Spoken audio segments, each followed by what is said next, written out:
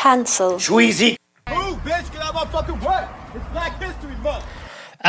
So, announcement time. I have decided to become a lawyer. And what better way to study becoming a lawyer? Don't go to college, folks. Don't go to college to become a lawyer. If anything I've learned from this show is telling you don't go to college. It's apparently a waste of time. I want to talk about Suits. You know how like no one watched this show when it was on except for like Prince Harry, and then now it's on Netflix and like everyone's been watching it. Yeah, apparently that was something of a strategy by what I've recently learned. It was like a strategy by at least the producers of the show or whoever's in, I don't know who's going to be in charge of that shit, that like they put it back on there that way it like people actually watch it, you know, and then that way when they're doing a spin-off, it's basically the same show. It's called Suits LA, and I think they just Stephen Amell just got cast for it, I saw. But anyways, I want to talk about Suits, the legal drama following everyone's favorite Harvey Specter, Mike Ross, you know. Basically the show starts off, it's like Mike Ross. Maybe I should just start jumping into the show.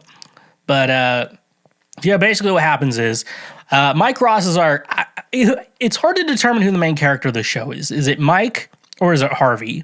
Because by the end of the show, it's basically Harvey. But at the beginning of the show, it's Mike. But I guess in my mind, I consider Mike and Harvey like the two leads. There's two leads, you know?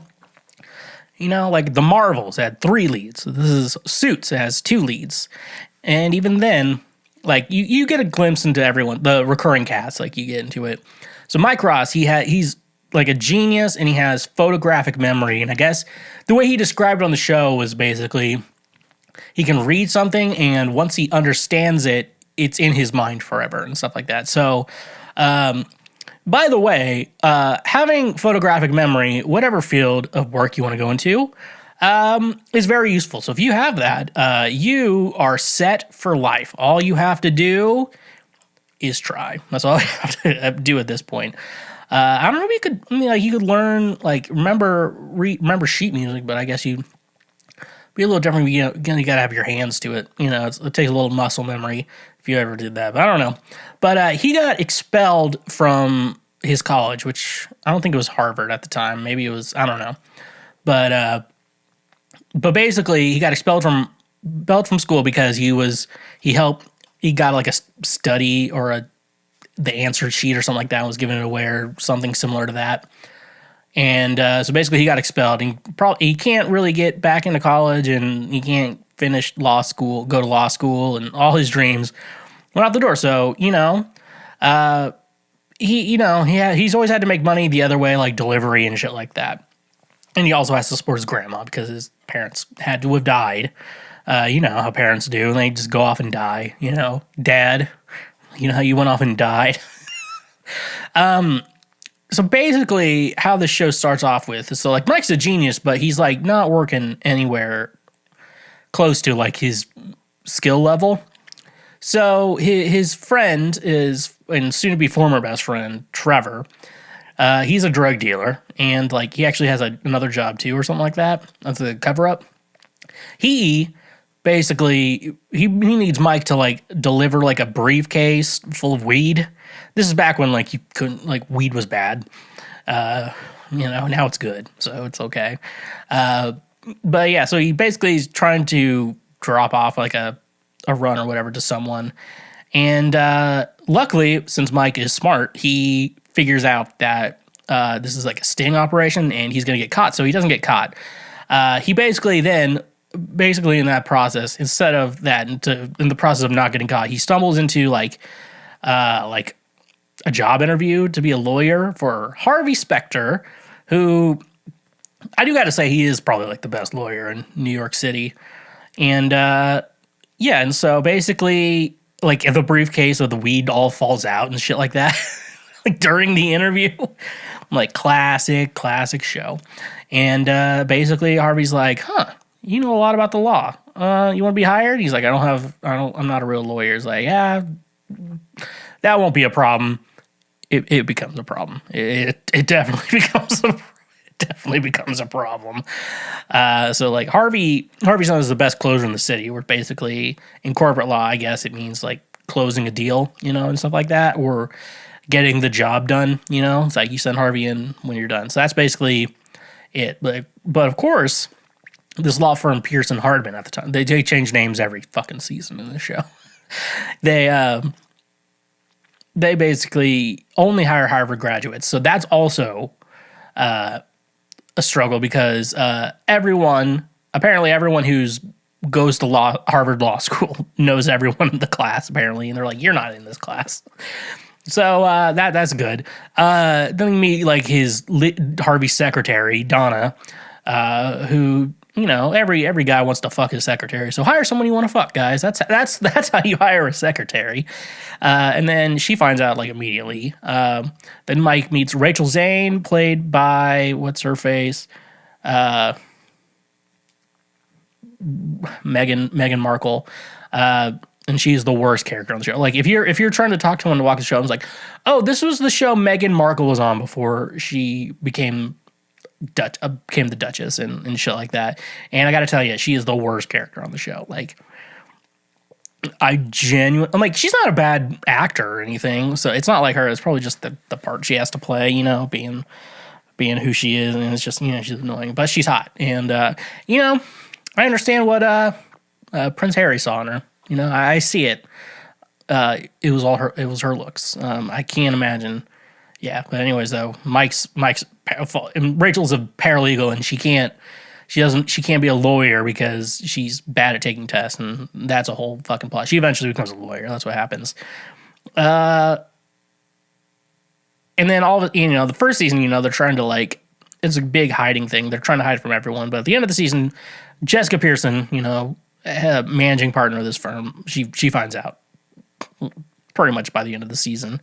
And then by like now we're on season 2, she basically figures out Mike's faking it because she's a very intelligent woman too. And the co-founding partner of this firm, which wasn't always that, but the guy she went to take over the firm and get her name on the wall, they're lawyers. The lawyers on the show, like, they have a big importance about getting their name on a wall, having their own, like, being like a managed or a named partner at a firm. It's like a big deal. You go from like associate to junior partner to senior partner to name partner, and being the name partner means everything. But like, unless you're managing partner, then like none of that. I really don't think any of that really matters too much. Just mind of the fact, bragging rights or whatever. And Daniel Hardman is a little rascal. I'd like to call Daniel Hardman a rascal. He's always trying to bring shit up, and he's just an agent of chaos, and he is a little rascal. Not as bad as Hitler's little rascals, but yeah, he's a little rascal. He's always trying to find shit.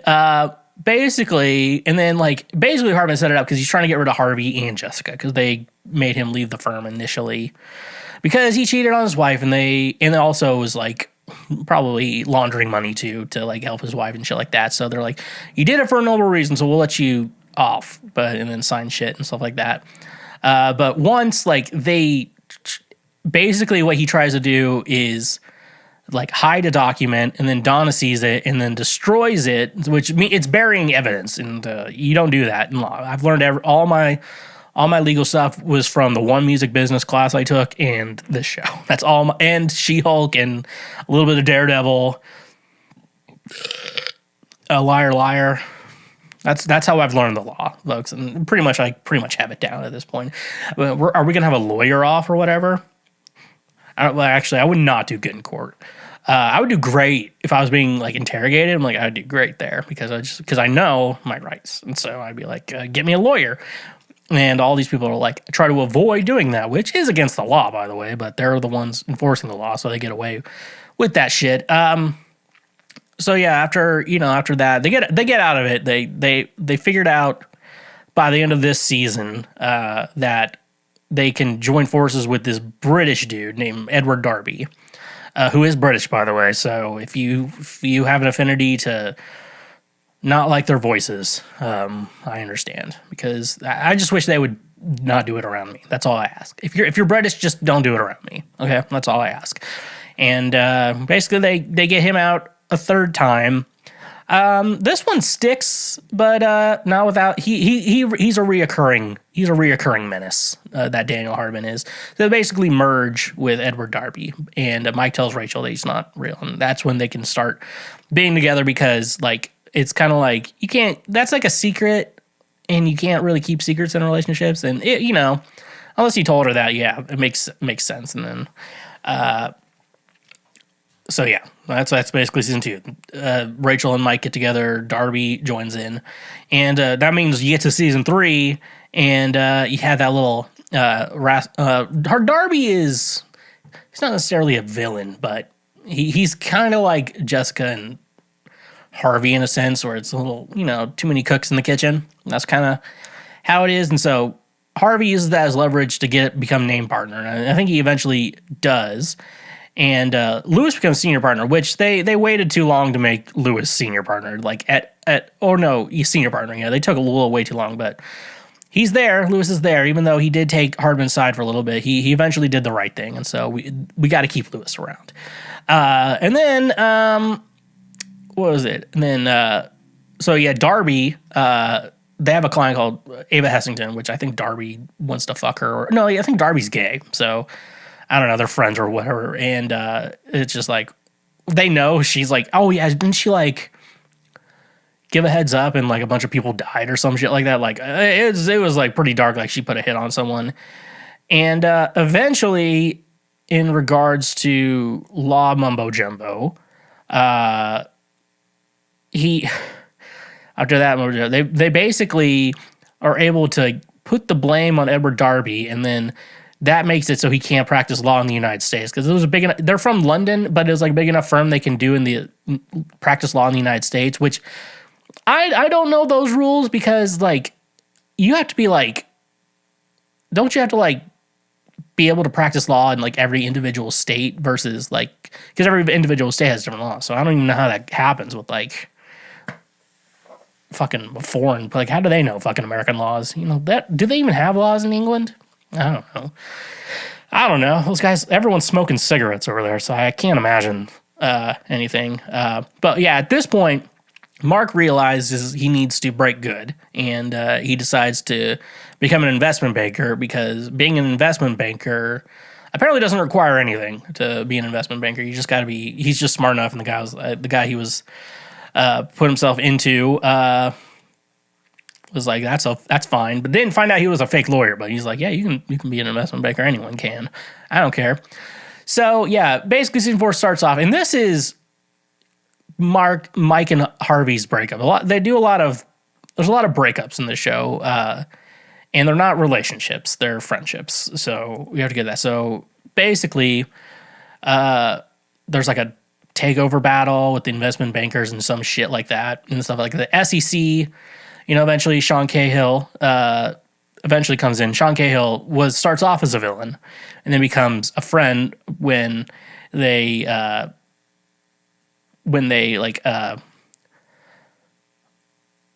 Mike gets fired from that job, and then like eventually, what happens in this season?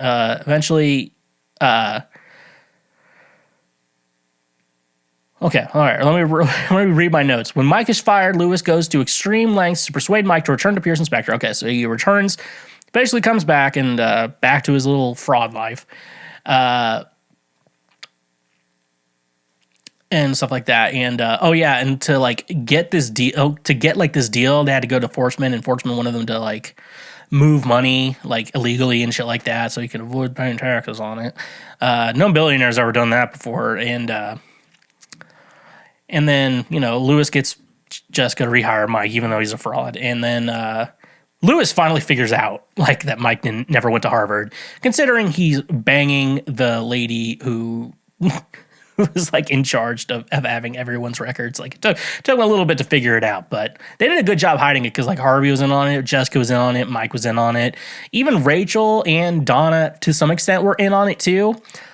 Lewis uses that leverage to become name partner. And I think he should have become name partner longer before that when Harvey did, but they were like, we can't do it at the same time or else it doesn't matter. I'm like, shut up. Shut up.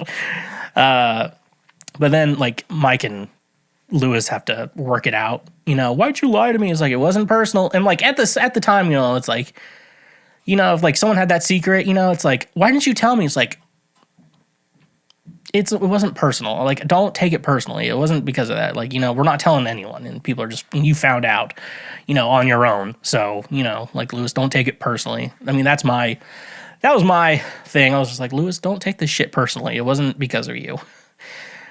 And then eventually, after everything, Donna realized, I'm like, it's kind of, I shouldn't work for Harvey. So she starts working for Lewis. And, and then that's the next breakup. And then Harvey and Donna broke. Nothing's a stronger relationship than a secretary and their, the secretary and their lawyer boss, So like Harvey's basically like going through a breakup with Donna. He starts going to a therapist and shit like that, like we all do. And then we meet Jack Soloff, who looks like Mads Mikkelsen with a beard, but it's not Mads Mikkelsen. He seems like a cool guy though in real life, not on the show. And we turned out that Jack Soloff is being manipulated by Daniel Hardman. That little rascal is back, everyone. He is back. And he's doing that. Rachel's, planning her wedding and shit like that. But eventually, Mike and Harvey both resign because they're like, I don't think we should be doing this. We need to resign because I think there was a weird deal with Forsman. Mike's like, I need to stay straight, And the moment he quits, he gets arrested for not being a real lawyer. And then you get to this part with Anita Gibbs, who is a witch, but does eventually come around. But she is a witch. So eventually they're going to court and basically for Mike being a fake lawyer. And he basically won. They figured out like he won. They went to one of the jurors and like they figured out that they were going to put him innocent or not guilty. And instead he signs a deal. He doesn't believe in Harvey or himself. And so he ends up going to jail. And so that's how the season ends. He goes to jail. Now on to season 6. So Mike's supposed to be in prison for 2 years, but there's an inmate named Frank Gallo who just wants to murder him because Harvey put him in jail for racketeering when he was really trying to murder someone. So he deserves to be in jail. Like he deserves. And it's Pearson Specter lit now. Like everyone quit because of Mike's being a fraud or whatever. And so they basically have to put like pro bonos and like hire lawyers outside of Harvard. Oh, God forbid. They have to go to Columbia University. They have to go to other Ivy League schools to get lawyers. They can't just stick with Harvard. But then they're basically end up working out a deal to get Mike out of prison because like they're not going to have just Mike be in prison for the whole show. And then so Mike's basically he has to rat on his roommate Frank, or not Frank Gallo, whoever his fucking cellmate is. Do I have it in my notes? Nope.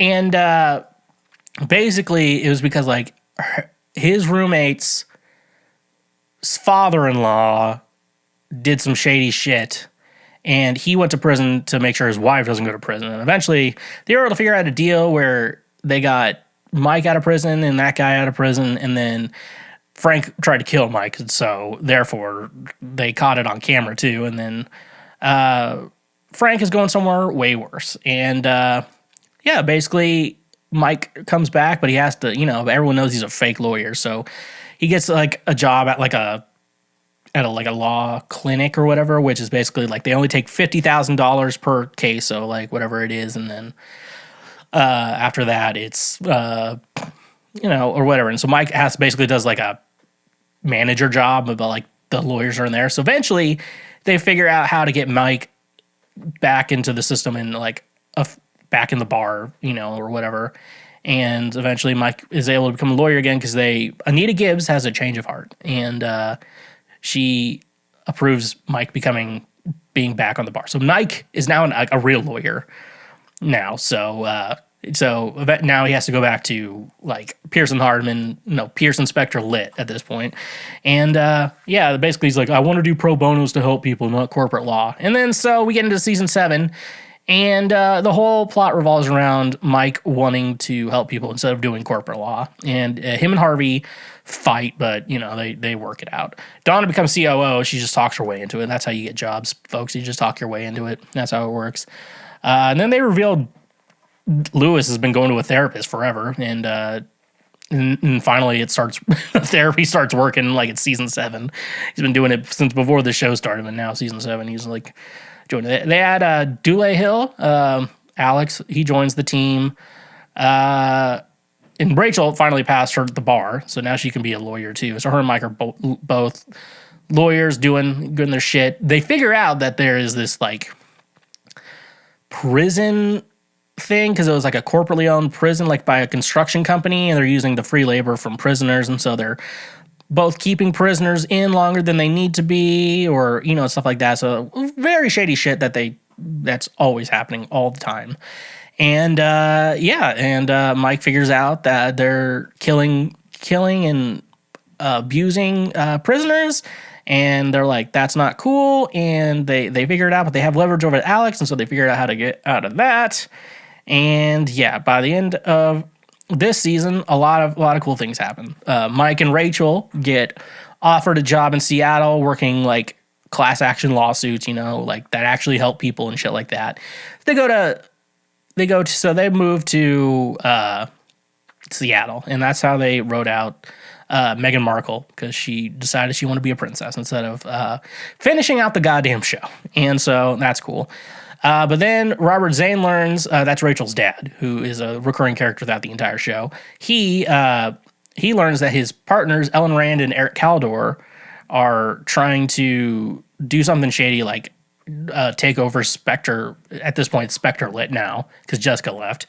And so, because Jessica took the fall for knowing Mike was a fake lawyer, and so she got disbarred, and she was like, I'm okay, I'm rich. I'm moving to Chicago, get my own little spinoff. And Robert Zane becomes a named partner at Specter Lit, and soon it becomes Zane Specter Lit. So now we're at Zane Specter Lit. And so we're moving into season 8. Mike and Rachel are now not on the show anymore. And so I thought this was where the show got bad, but I thought it was still fine, because they added Katherine Heigl to the show. So we have the Wheeler. And so basically this show starts off with Robert Zane and Harvey promising both Alex and Samantha both. You were like, the next person to be named partner is going to be you. They both agree to that. And eventually they have to be like, all right, you're both named partners, so you guys don't have to fucking compete against each other anymore. Now Lewis is managing partner. And so all is good. Katrina, one of my favorite hotties on the show, she made senior partner, which should have been happening a long time ago. And by the end of this season, Donna and Harvey finally admit their feelings for each other. But what happened was Harvey and Alex are both doing cases against each other, which I don't know if law firms should be doing that, but I guess it's whatever. And they actually figured out that Harvey gave Alex information and through Donna's boyfriend at the time. It's like a whole wheel of things, and basically Robert Zane decides to sacrifice his legal career and be disbarred for the firm and stuff like that. Which now we're going to season 9, which, you've had, by this point, this law firm, Mike Ross was disbarred and then rebarred, obviously. And then Jessica Pearson was disbarred, and then Robert Zane was disbarred. So they bring in Faye Richardson, who is a bitch and has no redeeming qualities. 0 redeeming qualities. Like, she's like, I do things by the rules, and you guys always cross the line. And there's like, we cross the line for the better good of the world, and shit like that. So she like takes away Lewis's managing partner and decides to do it here. She wants to she wants to destroy the firm. She wants to get Harvey disbarred. Like, every lawyer wants to get Harvey disbarred because he's too good. Basically, the reason why you would go after like a lawyer getting disbarred is because you suck against them, and that's why you do it. So, if you didn't suck, maybe you wouldn't have to do this shit. And so she's kind of a bitch throughout the whole firm. They find the skeleton in her closet because she's not a good person either. Like, all these people are not good people, you know? It's just kind of how goofy they do. And then, you know, eventually they pull like a scheme to get her to sign a document saying because like she was being sued by Samantha after like she fired Samantha for wrongful termination. And they're like, Harvey and Lewis, you have to be my lawyers and I'll leave. And then they do it. And then they're like, why don't we just team up and just get rid of her, you know? And then they do that, and then they're like, and then eventually she leaves because Harvey says he's gonna quit too soon, and then Lewis and Sheila get married, and Sheila gives birth to the wedding on the wedding day. Harvey marries Donna because Lewis left. I don't know, because he has to one-up Lewis. I was like, Lewis is not gonna be happy about this. And they both decide to move to Seattle, be with Mike and Rachel. That way they can do good in the world, because Harvey realizes, like, I like crossing lines and I like doing what I do, but I want to do it for good. And so Harvey realizes that he needs to do good. So he goes out there to Seattle, leaving the firm name as Litt Wheeler Williams Bennett. Now, that is a lot of names. So let's think. Pearson Hardman, that wasn't even the original name. Pearson Hardman. Then it's Darby Specter, Darby Pearson Litt. No, Darby Pearson Specter, then Pearson Specter, then Pearson Specter Litt, then Specter Litt, then Zane Specter Litt, then Zane Specter Litt, Wheeler Williams, and then finally, and then eventually Specter Litt, Wheeler Williams, and then eventually ending on Litt, Wheeler Williams, and Bennett. Katrina made it, and that's how the show ends. Happy ending for everyone except for Faye Richardson. She sucks. But yeah, that was Suits, and that's the entire show. Suits, summarized by the worst person you know. You know, I was like, how do I breathe? That's a good question after reading that. But no, I genuinely think this is a good show. It gets a little, if you understand that it's gonna be a little cheesy, because there's a lot of episodes start with like, but Harvey, you're the best lawyer in the city. Only you would be able to handle this. And then Harvey's like, I'm in, you know. See the money, wanna stay for the year. And then that's opening credits and shit like that. But no, if you haven't watched Suits yet, I would definitely say go watch that, because I think it's a very, very phenomenal show. Very well done. Like, if it wasn't for Netflix, this show, I don't think anyone would know this show ever really existed, minus the fact that Meghan Markle was on the show, because I think it started in like 2011 or something like that. So that's when everyone stopped watching cable and, like, you know, started just streaming shit, you know. So if you're looking for my recommendation to watch Suits, watch it. If you're looking for legal advice, please don't come to me, because I was told that being a lawyer is probably a little bit different from a television show. So yeah. Thank you for watching this clip.